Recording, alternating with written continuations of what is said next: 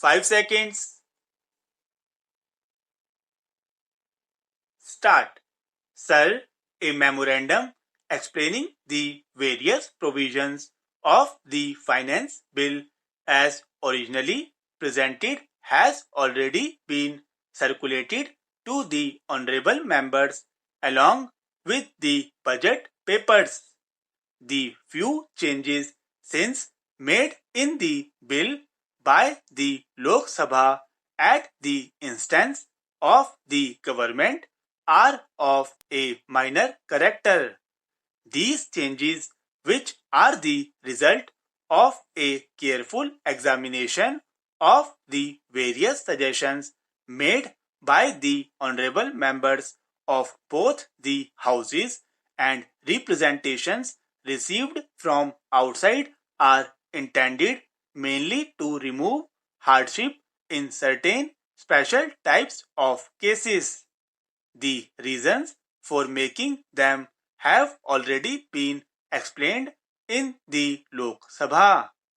I do not therefore intend to weary the House with an elaborate explanation of the several clauses of the bill as passed by the Lok Sabha, but shall confine myself to explaining the structure of the bill in general terms.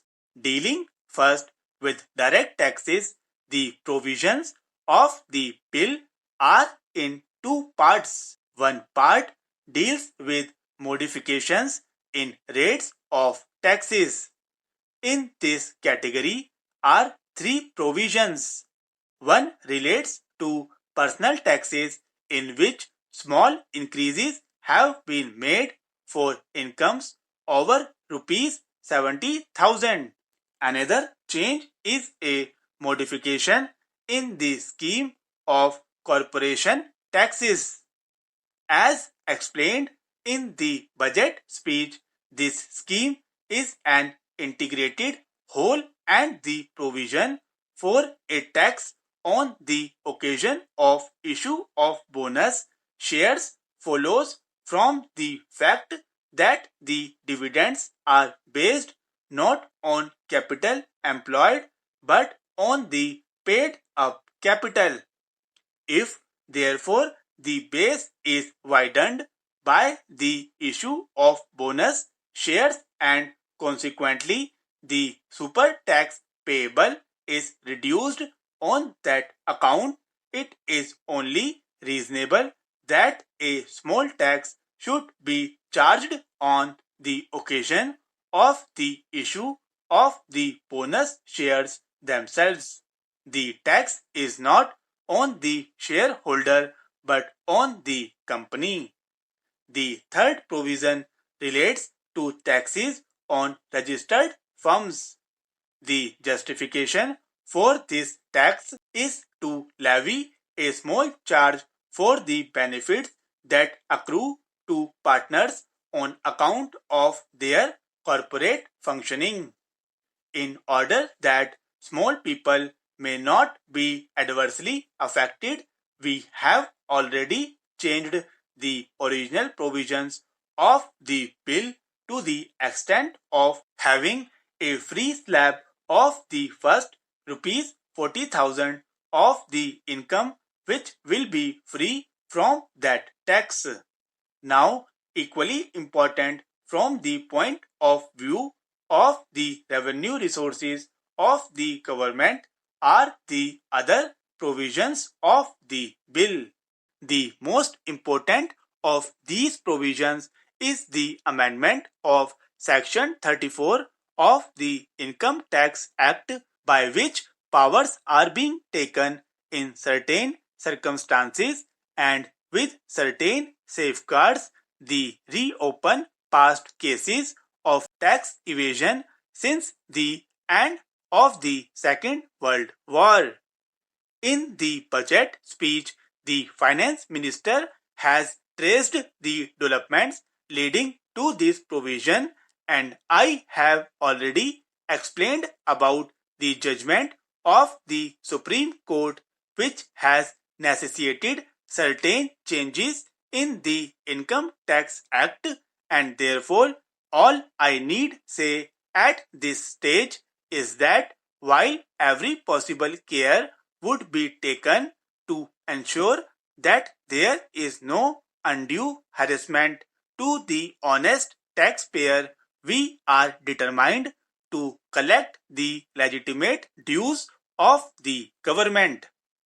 As I have often said before, it is our intention not to collect a rupee more and equally not to collect a rupee less. In this category of provisions should also be included the powers proposed for search and seizure of documents and for obtaining informations and banks. The tax on registered firms will also assist in checking a form of legal tax avoidance by which Hindu undivided families create partitions, whole or partial, on paper and then function as registered firms. In our budget estimates, credit has been taken on the recoveries due on account of these cases of tax evasion. In excises, only 3 major proposals have been made. These are an additional duty of 6 paisa per square meter on all categories of cotton fabrics except coarse dhotis and sarees, a new duty of 60 paisa per kg on vegetable non-essential oils, a duty of 25 paisa per liter on diesel and vaporizing oil, and of 15 paisa per liter on industrial fuel oils. The duties on diesel and fuel oils are really not on fresh imports. They are mainly a substitution of import duties of about an equal order, the revenue from which is being lost by total replacement of imports by indigenous production at a new refineries in Bombay.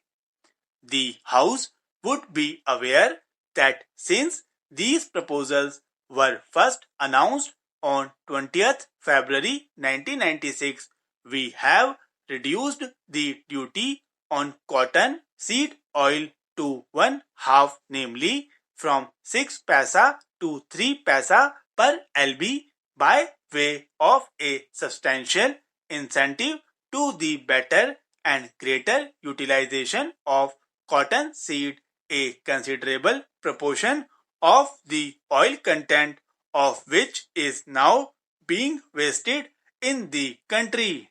In regard to the duty on diesel oil, some anxiety has been expressed about its effect on the agriculturists.